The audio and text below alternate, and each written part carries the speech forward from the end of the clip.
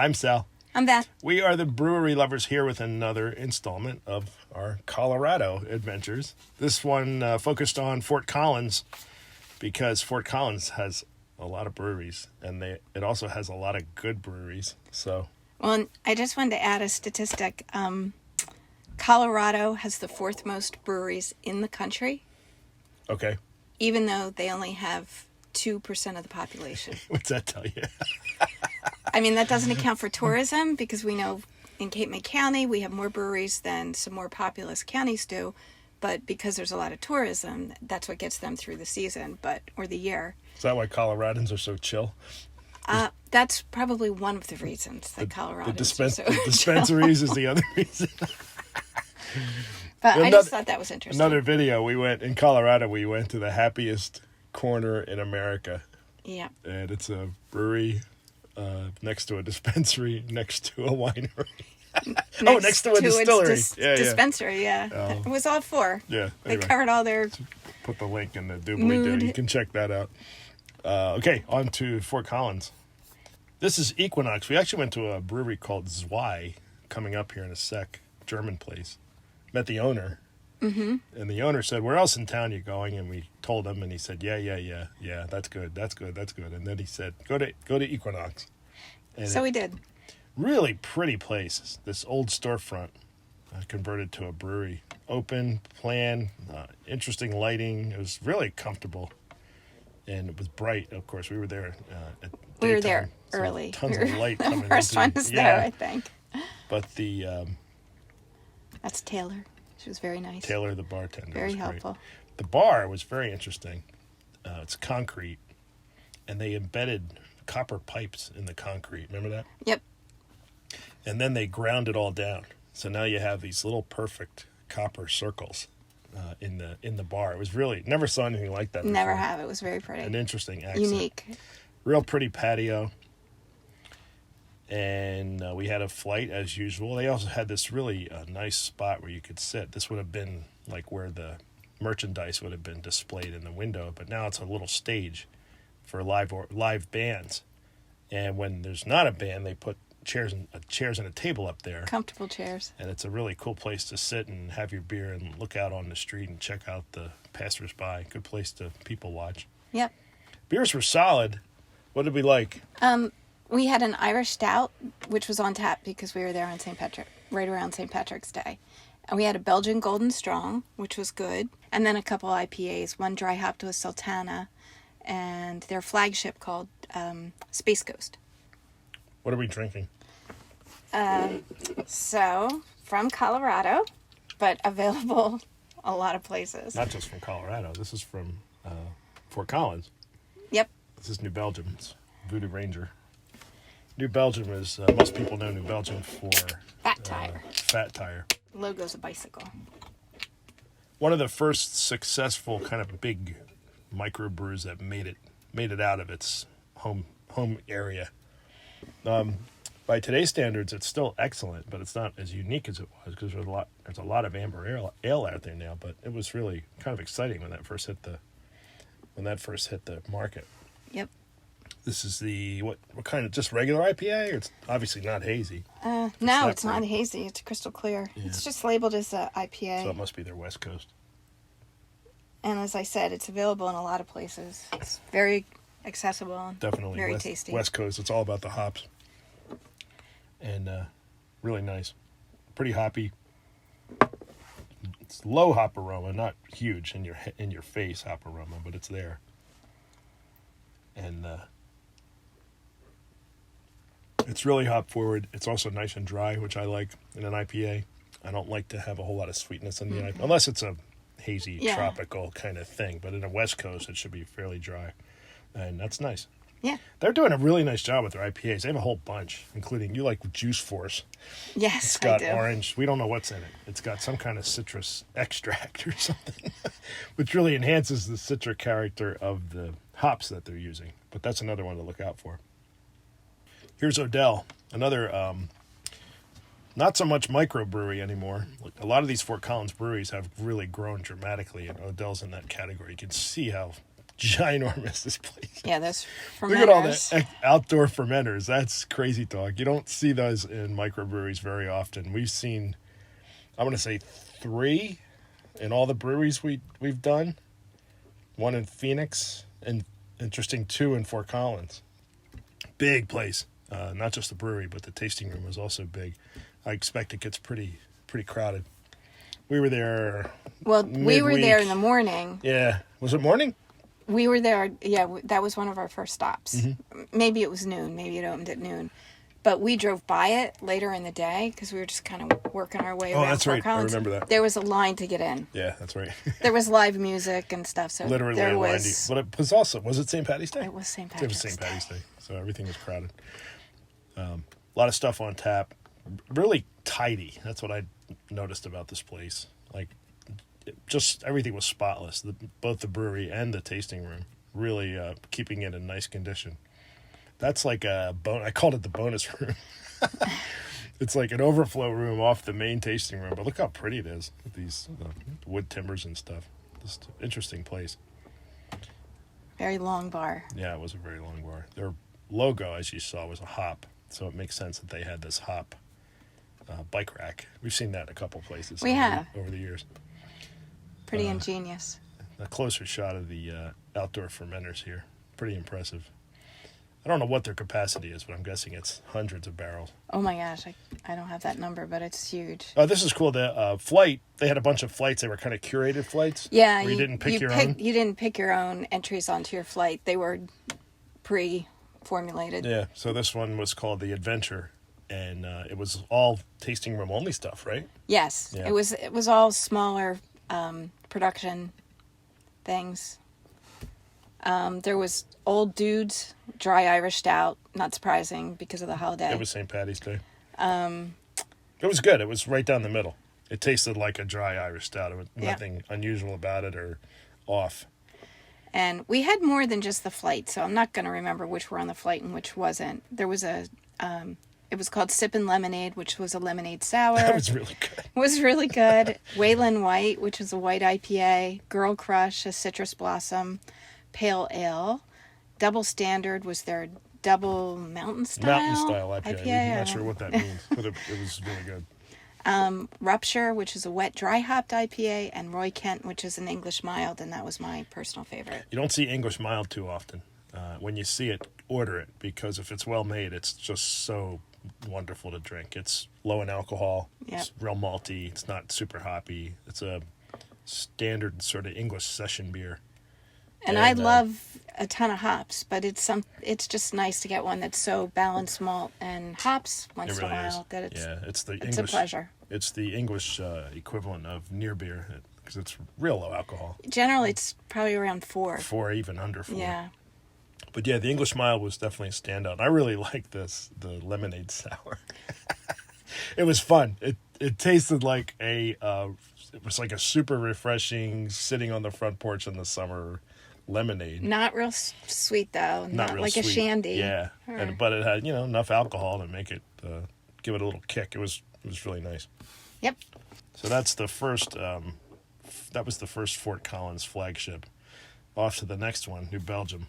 The bicycle, of course, is the icon. Yep. Because their Fat Tire Ale has been their flagship for so long. Yes, I am wearing a kilt. Sal's rocking his kilt. It was St. Patrick's Day. I made him wear his kilt. I don't know if we saw. I don't know if I saw anybody else wearing a kilt. We did. I saw other guys. Did we see other guys wearing kilts? I absolutely did. They have a Roly Bully court. Roly Bully. I had to look it up. I had no idea what this was. Roly Bully is the Belgian equivalent of bocce, but instead of a ball, you use like a giant hockey puck, and you roll it on the thin edge. It looks pretty challenging, and the court is curvy. It's not flat like a bocce court. Really, really beautiful tasting room. Rooms, actually. There's rooms, yeah. 2 there was on more. the 2 ends. There's probably more that we didn't even find. The brewery you cannot see from one end to the other. This is like Dogfish Head level on the East Coast, not kind of getting into regional brewery status, I guess. I'm not sure they're a micro anymore. They probably still are. Nowhere near as big as an Anheuser-Busch brewery, but still. A room full of fooders, lots of barrel aging going on here, and lots of quantity. So Very impressive place on a number of levels. Of course, the beer is right down the middle. I mean, it's New Belgium. Just a beautiful spot. This is the Oud Brune. Yep. Which was called what? Well, you took French. I didn't. You go for it. La Jolie. Yeah. It means pretty. Yeah, and it was so good. So good. Oud Brune is a Belgian brown ale, basically. But it's aged and it's a little bit sour sometimes. Typically, it's not like a sour beer, but it does have a little bit of sourness to it. Tart. And yeah, tart. That's a good way to describe it. But when you get a good one, boy, is it good. It's just so complex. There's so much going on in there because it'll often have some Brettanomyces character, spontaneous yeast kind of thing. But there's just a lot going on. Another one that you don't see very often in microbreweries, and this one was really, really well done in my opinion. Really tasty. Yeah. I also had a Juice Force Hazy, which I can get in cans, but it's like when you go to Hershey Park and you have to buy Hershey's Kisses because like they just came out of the factory. They're so good. I wanted to have one, out of the draft at the source. So. Yep. And we also had their 1554 Dark. But yeah, Juice Force is fun if you like citrus because it's got a huge hit of citrus, and which I love. It almost tricks your palate into thinking it's sweet because it's like you're biting into an orange, but it really isn't sweet. But No. it's really citrusy. It's nice. I love that. This is Purpose, which was our home for a few days because it's also a harvest host. We ended up staying in their parking lot. What a brewery! This place, the new brews every single week, so very small. They brew just a small portfolio, which is kind of nice. You don't have to sit there and scratch your head for an hour trying to decide. Yeah, there's about 5 on tap every week, and there are new releases every week. Every single week. The inventory is constantly turning over. It's impressive, and they do a lot of spontaneous stuff and barrel aging. It's really interesting beer. We really like this place a lot. And they had earrings with their logo, which inspired me to put on these today. And it's something that I just saw in Colorado. I hadn't seen it in other places, that these are like, they carve them out of wood. Right? They're laser cut. They're laser cut out of wood. You know where I saw them? At Rock Art in Vermont. In fact, I was going to buy them for you there, and I couldn't figure out a way to sneak back. I would have had to make some excuse. I forgot something, or I got to go to the bed. I don't know. But they're fun earrings. They're super light. I ordered them online. Yeah, they're made out of wood, and Yep. she gets a lot of compliments on her hop earring. I do when I'm out at breweries. They do have a small but impressive barrel program. Lots of barrel-aged stuff. Lots of interesting kind of unique fermentations going on here. So we had the quadrilateral, which was a combination of a sour and a Belgian quad. Oh, right. It was a blend. Yeah. We also had the macadamia moment, which was obviously red ale with macadamia nuts. That was good. And we had the Spiwi, which is a lager with kiwi and spinach, and it was so pretty. I got a little nervous when I saw spinach. And then I realized when I saw the beer that the spinach was used just for coloring because this was St. Patrick's Day. Yep. And it was drop dead gorgeous. I mean, it was amazing. The beautiful beer and also really good. It was, thankfully, did not taste anything like spinach. The spinach was just enough to give it color. But you got the kiwi, the kind of sweet and tart simultaneously. Yeah, we've had a few of these kiwi green beers in microbreweries. This was definitely one of the best. Yep. And it was really green. Yep, there it is. Really green. It was really green. It was nicely done. Put that place on your list. I mean, all these places are great. Fort Collins, period. You can't go wrong. So many good breweries. I think there's more than 20 breweries in Fort Collins proper. Is that right? Yeah. Wow. That's it's impressive. Big. Here's Zwei, which fun place. It was a mob scene. Well, again, it was St. Patty's Day. But they specialize in German beer. So you see all this German stuff around, German flags and white and blue. They probably had a soccer game on. A crazy amount of stuff on tap, which is sometimes can be a red flag. Because often a brewery that does that many things doesn't do that many things well. Right. But not this place. This place really has it dialed in. And we only had 2, right? We had 3. We had the Rock Marzen, Oh, yeah. which I loved. It was great. I tell you what, rock beer, rock means smoke in German, so they smoke the malt. So it's kind of like the German, the beer equivalent of Scotch whiskey made with smoked malt. So you do get a smoky character, but a lot of microbreweries, including, and some of the ones that we've made over the years, the smoke can really overwhelm the flavor, the balance. And this one did not. No, it was well balanced. Yeah, number one, you have to use the right kind of smoke, like not cherry or oak, anything, or mesquite, anything strong. And you have to kind of use a light hand. It should be rather restrained, a little bit smoky, but not in your face. It should not taste like you're eating a slice of bacon, although some people like that. Yeah, some people really like that. But yeah, their rock beer was just right down the middle. The Baltic Porter was superb. And the Pilsner was And the Pilsner, beautiful. yeah. I mean, you can't go wrong. You find a microbrewery that makes a good Pilsner, chances are they're going to make everything else good too, because it's a very difficult beer to make. And it was packed. There was no place. It was standing room mob only. scene. Yeah, again, it was kind of a holiday. It was an Irish holiday. That's true. The German place Brewery. was Crooked Stave is not a per se Fort Collins brewery. It's really a Denver brewery. But what's happening is the Denver breweries that are growing are putting second locations in Fort Collins because Fort Collins is such an incredible beer It's town. a beer mecca. This place is really nice. Again, really tidy. You can see a reflection in the floor there. Here's Frankie, the bartender. Frankie was from Long Island. He was so happy to have some people from the East Coast to talk to. Had so much fun with Frankie, the beer tender. Frankie from Long Island. Yeah, he was a lot of fun. He was a real wise guy, typical New York guy, New Jersey, New York guy. And he also has a house at the Jersey Shore, not far from where we're from. So that was kind of cool, too. Yeah. We had that in common. Again, some really interesting stuff. Some straight ahead stuff. You know, you got a Mexican lager, you got a West Coast IPA, but then they had these Brambles. And what did we have over there? Yeah, the Brambles. We had Berry Bramble. We had Colorado Wild Sage. Sal loved that one. Oh, yeah. You can't have that. I don't do She sage. can't have sage, so. Ghost World. Barrel-aged. Bourbon barrel aged Imperial Stout. Oh, yeah, that was probably your favorite. That was crazy good. My favorite was the Scoville Imperial Stout with habaneros, I love pepper in beers, but you don't usually see it in a stout, but it was really good. Scoville, perfect name for a hot pepper beer. Scoville is the scale the culinary world uses to rate how hot the peppers are. Yeah. And it was called Aussie Summer IPA. Australian hops, I assume. Australian, yeah. Nice place. Beer was right down the middle. Really, really superb. They have a 4.0 Untapped rating. Yeah, there you go. That's and well deserved.